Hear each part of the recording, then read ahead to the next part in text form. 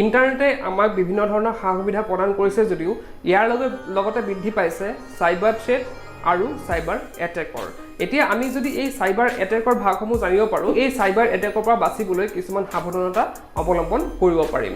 গতিকে আজিৰ ভিডিঅ'টোত লৈ আহিছোঁ এই সাইবাৰ এটেকৰ ভাগসমূহ আৰু ইয়াৰ পৰা কেনেদৰে বাচিব পাৰি, আৰু লগতে আলোচনা কৰিম ভাৰতত ইতিমধ্যে হৈ যোৱা এটা সাইবাৰ এটেকৰ বিষয়ে। আমাৰ সাইবাৰ এটেকৰ প্ৰথম ভাগটো হৈছে মালৱাৰ।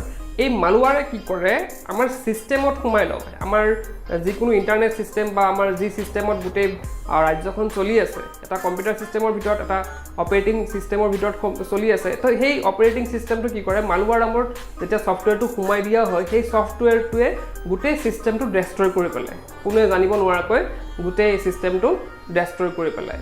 আৰু এই মালৱাৰ এটেক কৰাইছিলে ইৰাণে ইজৰাইলৰ ওপৰত। তো ইজৰাইলৰ কি কৰিছিলে, ইজৰাইলৰ যোনটো সিস্টেম আছিলে সেইটো কি কৰিছিলে, ইৰাণে মালৱাৰ এটেক কৰাইছিলে আৰু গোটেই সিস্টেমটো ডেষ্ট্ৰয় কৰি পেলাইছিল। নেক্সট ভাগটো হৈছে ৰেনচামৱেৰ। তো এই ৰেনচামৱেৰত কি হয়, আমাৰ হেকাৰে কি কৰে, গোটেই সিস্টেমটো লক কৰি দিয়ে। সেইটো আমাৰ মোবাইলো হ'ব পাৰে বা কম্পিউটাৰো হ'ব পাৰে। গোটেই সিস্টেমটো লক কৰি দিয়ে আৰু লকটো খোলাৰ বিনিময়ত তেওঁলোকে কি কৰে, আমাৰ পৰা পইচা খোজে। আৰু পইচা দিয়াৰ লগে লগে তেওঁলোকে কি কৰে, আমাৰ সিস্টেমটো আনলক কৰি দিয়ে। আমাৰ আটাইতকৈ ভয়ংকৰ সাইবাৰ এটেকটো হৈছে স্পাইৱেৰ। এই স্পাইৱেৰে কি কৰে, আমাৰ সিস্টেমটোত সোমাই লয় আৰু গোটেই সিস্টেমটো আমাৰ কণ্ট্ৰল কৰি পেলায়। আৰু ইয়াত এটা ডাঙৰ কথা হৈছে, বেলেগ এটেকবিলাক হ'লে কি হয়, আমি অলপ অনুমান কৰিব পাৰোঁ, কিন্তু স্পাইৱেৰত আমি কোনো ধৰণৰ অনুমান কৰিব নোৱাৰোঁ। এতিয়া ধৰক আপোনাক কল এটা আহিছে, আপুনি ৰিচিভ কৰিছে নকৰিছে সেইটো মেটাৰ নকৰে, সেই কলটোৰ জৰিয়তে কি হৈ যায়, স্পাইৱেৰ সোমাই যাব পাৰে। আৰু বিভিন্ন ধৰণৰ প্ৰক্ৰিয়া আছে, মই জাষ্ট এটা এক্সাম্পল দিছোঁ। স্পাইৱেৰে আমাৰ সিস্টেমত, আমাৰ যিকোনো সিস্টেমত সোমাই লৈ তেওঁলোকে যি ইচ্ছা তাকে কৰিব পাৰে। এতিয়া বৰ্তমান এটা ইনচিডেণ্ট হৈ গৈছে ইণ্ডিয়াত, আৰু এটা এক্সাম্পল হৈছে স্পাইৱেৰৰ পিগাছাছ। এই পিগাছাছ ছফ্টৱেৰে কি কৰিছে, আমাৰ ইণ্ডিয়াৰ কিছু বিশেষ ব্যক্তিৰ হোৱাটছএপৰ গোটেই ডাটা চুৰি কৰি পেলাইছে। আৰু তেওঁলোকে কাৰ ডাটা চুৰি কৰিছে এতিয়ালৈকে ওলোৱা নাই, কিন্তু আমাৰ হোৱাটছএপে এতিয়া বৰ্তমান গম পাইছে যে তেওঁলোকৰ কি হৈছে, হেক কৰা হৈছে। তেওঁলোকৰ হোৱাটছএপ এই পিগাছাছ নামৰ ছফ্টৱেৰে হেক কৰিছে। গতিকে কোন কোন আছে এইখিনি পিছলৈ হয়তো আমি গম পাম, কিন্তু বৰ্তমান এইটো আমাৰ ইণ্ডিয়ান বিশেষ ব্যক্তিসকলৰ মধ্যে এই ঘটনাই জোকাৰি গৈছে। নেক্সটটো আছে আমাৰ ভাইৰাছ। এই ভাইৰাছে কি কৰে, আমাৰ চিষ্টেমৰ ভিতৰত সোমাই লয় আৰু চিষ্টেমৰ ভিতৰত সোমাই পেলাই আমাৰ যিকোনো এটা ফাইল কপি কৰে আৰু কপি কৰি সেইটো ওলাই যায়। তেওঁলোকে যোনে হেক কৰে তেওঁলোকে কি কৰে, এটা ছফ্টৱেৰ পঠিয়াই দিয়ে, ভাইৰাছ পঠিয়াই দিয়ে, আৰু সেই ভাইৰাছে কি কৰে, আমাৰ চিষ্টেমৰ পৰা যোনটো ইচ্ছা সেইটো ফাইল কি কৰে, তেওঁলোকে কপি কৰে আৰু কপি কৰি পেলাই তেওঁলোক সেই ভাইৰাছটো উলিয়াই পেলাই তেওঁলোকে সেইটো চুৰি কৰি লয়। এক প্ৰকাৰ তেওঁলোকে কি কৰে, চিষ্টেমৰ পৰা কিবা এটা আমাৰ তেওঁলোকৰ যি প্ৰয়োজন সেইটো চুৰি কৰি ওলাই যায়। নেক্সট সাইবাৰ এটেকটো হৈছে ট্ৰ'জান।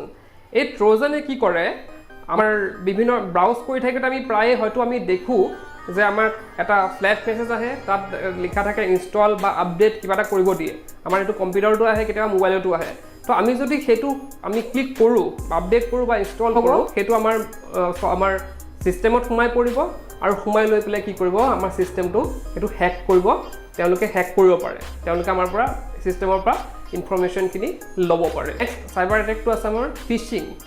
এই ফিচিঙত কি হয়, তেওঁলোকে বিলাকে কি কৰে, আমাৰ চিষ্টেমত সোমাই লয়, যিকোনো প্ৰকাৰে সোমাই লৈ পেলাই কি কৰে, আমাৰ ক্ৰেডিট কাৰ্ড নম্বৰ আৰু তাৰপিছত পাছৱৰ্ড, সেইখিনি গোটেইখিনি আমাৰ জৰুৰী ইনফৰমেশ্যনখিনি লৈ লয়। আৰু তেওঁলোকে কি কৰে, তাৰ দি কিবা অনলাইন শ্বপিং কৰে বা বেলেগ মাধ্যমত তেওঁলোকে খটুৱায়। ফিচিংটো তেনেধৰণৰ এটা চাইবাৰ এটেক। নেক্সট চাইবাৰ এটেকটো আছে আমাৰ ভিচিং। ভিচিঙত কি হয়, থ্ৰ' কল। আমাৰ হেকাৰে কি কৰে, আমাক কল কৰি পেলাই আমাৰ পৰা বেংক একাউণ্ট নম্বৰ খোজে, আমাৰ ATM-ৰ নম্বৰ খোজে।